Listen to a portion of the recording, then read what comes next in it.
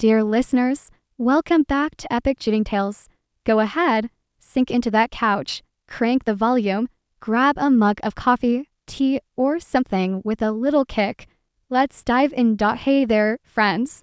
Ever watch the sun turn pitch black right in the middle of the day? The instant when a crimson curtain of raw, endless pain slides over everything you see, flirting with madness, shredding every last reason you have for breathing. If that image means nothing to you, count yourself lucky. You've probably never loved anyone hard enough to lose them. My first total eclipse came in 2006, when a drunk moron barreled through a red light and ripped my first love out of the universe. The second one, 3 days ago, when I found out my wife, Sarah, the woman who colored my grayscale world again, has been stepping out on me. Sarah, the same woman who's shared my life for 9 solid years, who held my hand through empty fridge broke days and goofy late night dance around the kitchen victories. Sarah, who gave me our 5-year-old bundle of curiosity. Emily, Sarah, whose every dream I tried to bankroll piece by piece. Feel free to call me a sap, a martyr, whatever floats your boat. A few cheap shots in the comments won't make this train wreck any smaller, so why bother typing? Maybe because I'm not ready to dump this nightmare on friends who actually know my face. Maybe because I have 0 people to sit across from and say, bro, what now? I haven't decided which road to take, so I'm tossing the question out there. What would you do? Here's the ground zero. My job has me living in airports more than my own kitchen, pays the rent, fills the fridge, puts guests in the car, and apparently opened the door for this circus. Being gone for weeks at a time, not exactly a marriage. Superglue. The mind bender is the deeper you dig into providing, the less you seem to get back. A couple weeks back, I read a guy's post. Same mess. Dude was a stone wall. I'm not iron, but I'm still on my feet. Trouble is I'm too patient, and the tighter you compress a steel spring, the harder it snaps when you finally let go. That's me right now. So how'd I catch the lie? Blame it on Android eating phone memory. Sarah handed me her phone. Honey, clear some space, please.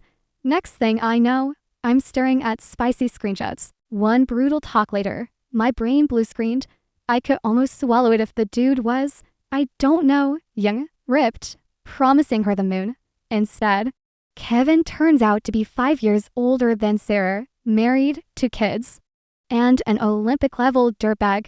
Perfect triple combo, right? Plotting how to make the ground sizzle under his loafers keeps me warm at night.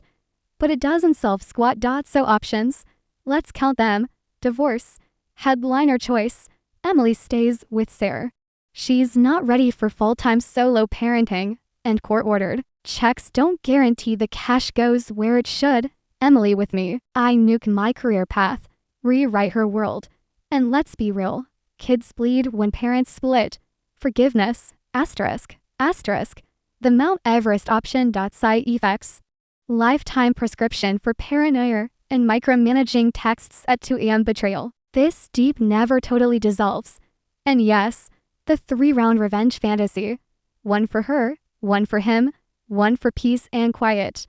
Except Emily ends up an orphan. That thought made the fantasy vaporize quick. One thing solid, I'm not crawling into a bottle. Beer tastes like motor oil right now, and whiskey would just set the dumpster fire on turbo. Since D-Day, Sarah's on repeat. I'm sorry, forgive me, talk to me, I suck at fake smiles, and I keep wondering, what else am I missing? Fast forward 5 days.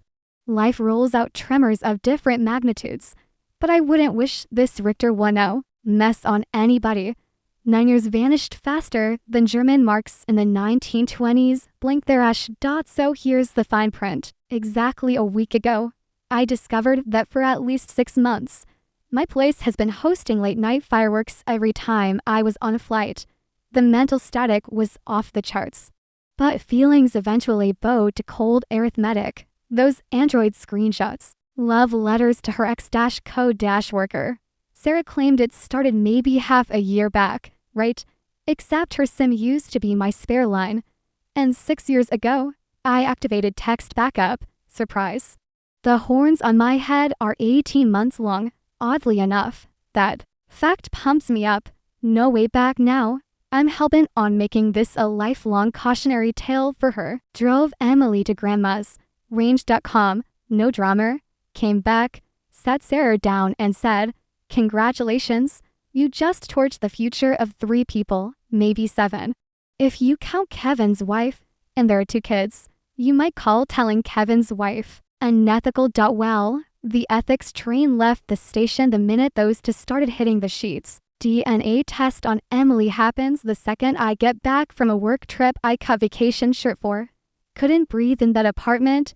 Work's brutal. But physical burnout sterilizes the thoughts. If you know, you know. Meanwhile, I'd spent those 18 months stacking $$ for 100 grand for a real house, nice neighborhood, backyard, the whole suburban postcard. Had listings bookmarked. Now, nowhere to spend it. Mortgage. I've never been into chaining myself to a 30-year ball and chain. And today I'm doubled down against it. Sarah thinks splitting assets will be a knife fight. Maybe. But guess what? She didn't chip in a dime those 18 months. I'm already mapping out ways to keep that cash safe. Because courts love the running the household argument. Shout out to Grandpa. The old man strong-armed me into moving $150K into a trust in my name last year.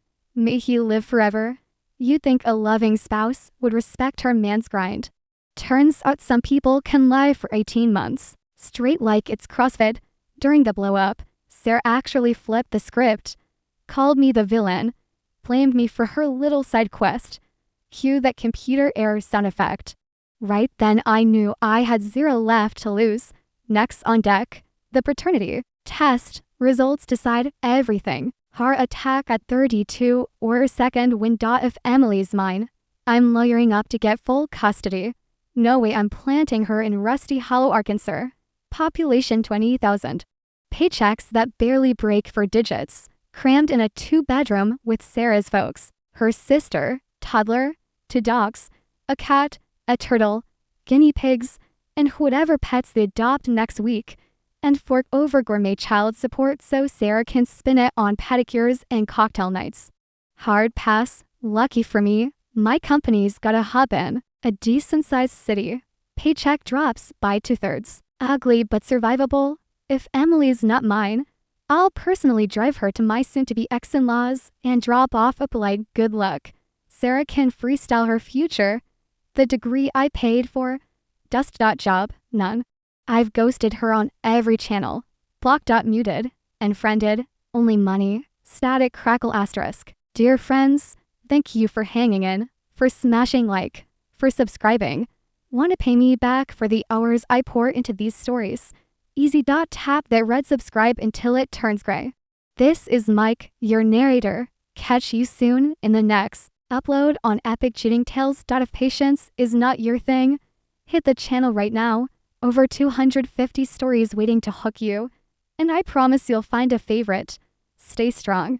Keep the people you love close. And take care of each other. Not goodbye. Just see you later.